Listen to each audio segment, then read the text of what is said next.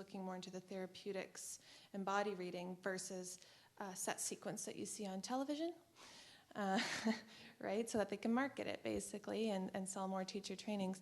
But that there was a platform for me and a time period where I worked at a lower pay scale, almost like an apprenticeship.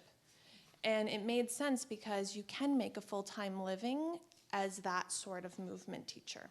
There was, 25 hours a week. There was 30 hours a week. Whereas my challenge with yoga was, okay, there's a lot of teachers out there. So how could you possibly support yourself in such a physical practice as well, and without the other means of professional support, the community, the feedback, and so forth. So, yeah, I don't know. I have a bunch of thoughts on this, but that's just a start. Yeah, sure. To weave in from what you were saying, Jessica, and also what you were talking earlier about, Scott, in terms of, setting basic pay grades, and the problem with that is that on the one hand, you'd have to have a guild structure. I mean, if it would have to be kind of like being a master plumber. A guild plumber. structure? Yeah, what did you say? A guild structure? Guild. Oh, no, sorry. Okay. Guild. Yeah. Right?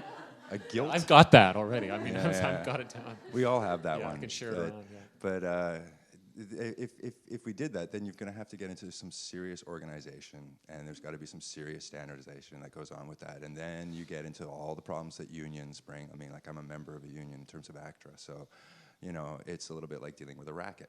And it's easy for that to become another racket. But I also think it would be kind of like herding cats to try to take the situation it is now into that kind of situation where you could organize it that way. I mean, the big irony about what's happened with yoga right now is it just seems like an exercise in pure capitalism at the moment, like really straightforward market economy.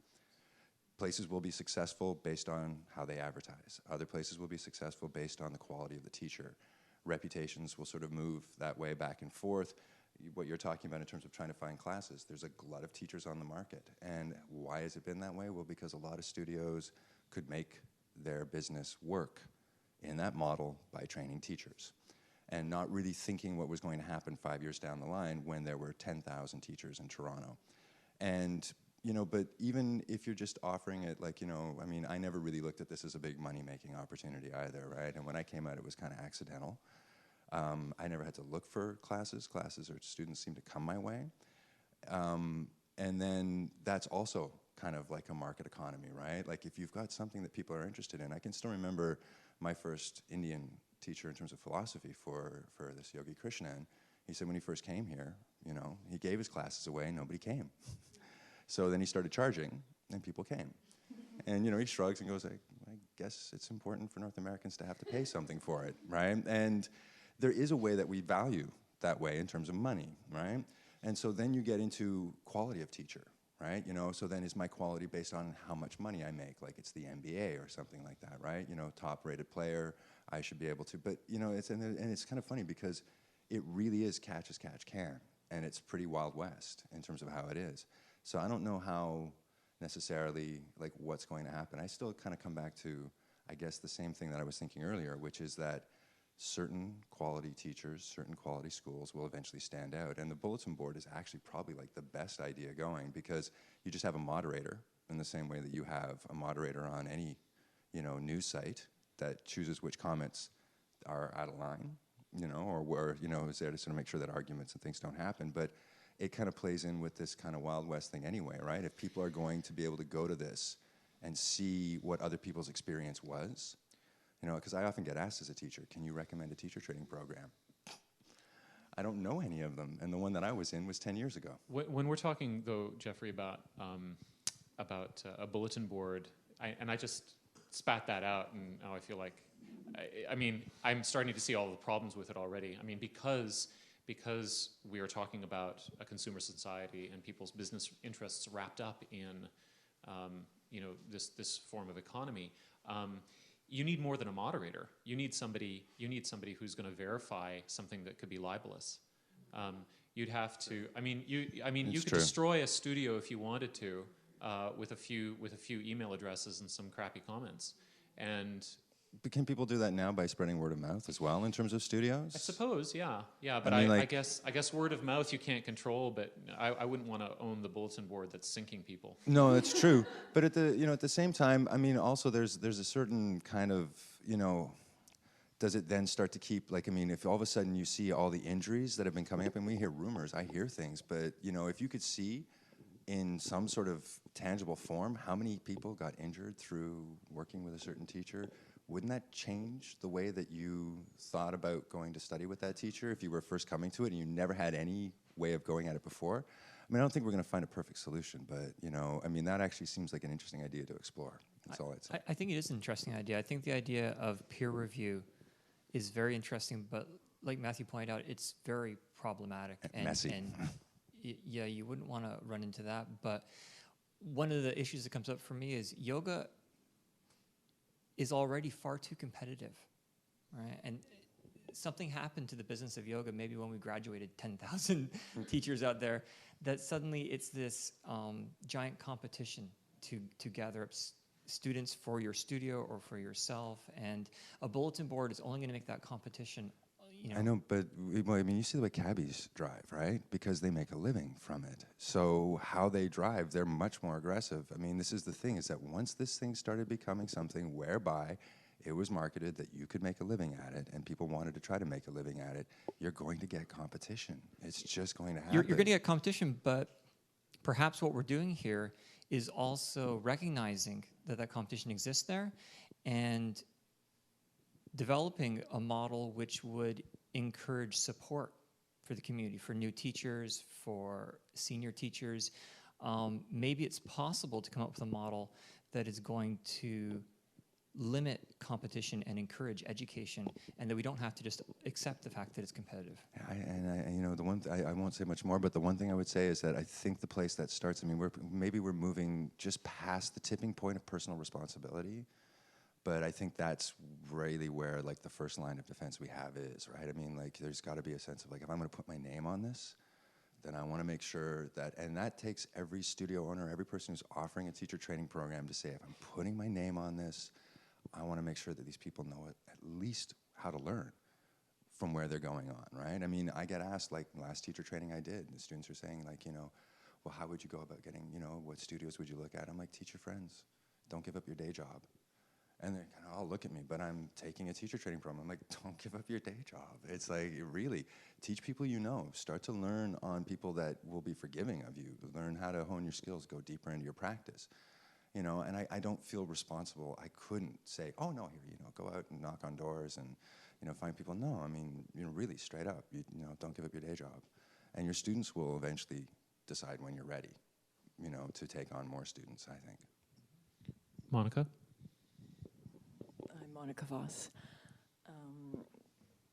What used to bother me was when people would call up and want to take a teacher training program because they'd already had in mind to open a yoga studio and also in mind to run a teacher training program so themselves.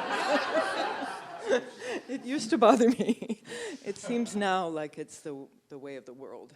And a couple of issues came up for me as a number of people spoke, and one is authenticity. So maybe we can speak about that as a topic. Another is scope of practice, which a few of you were talking about. I think that's really important as a topic.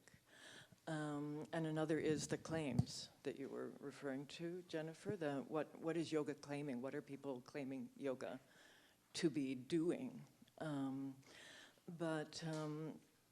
So anyway, can I fast track your program? And because I really want to get going with this yoga retreat center that I'm opening next 6 months from now, that honestly doesn't bother me anymore. But something else does, and this seems to be the new big idea, and seems to be anyway, to teach people who are at risk in some way. So, and this can come from a situation of authenticity. So for example, if I've had experience with cancer, let's say. I've had experience with cancer, and I feel I have supported, maybe even healed myself on some level through yoga. And then I decide I want to teach other people who are experiencing the same thing.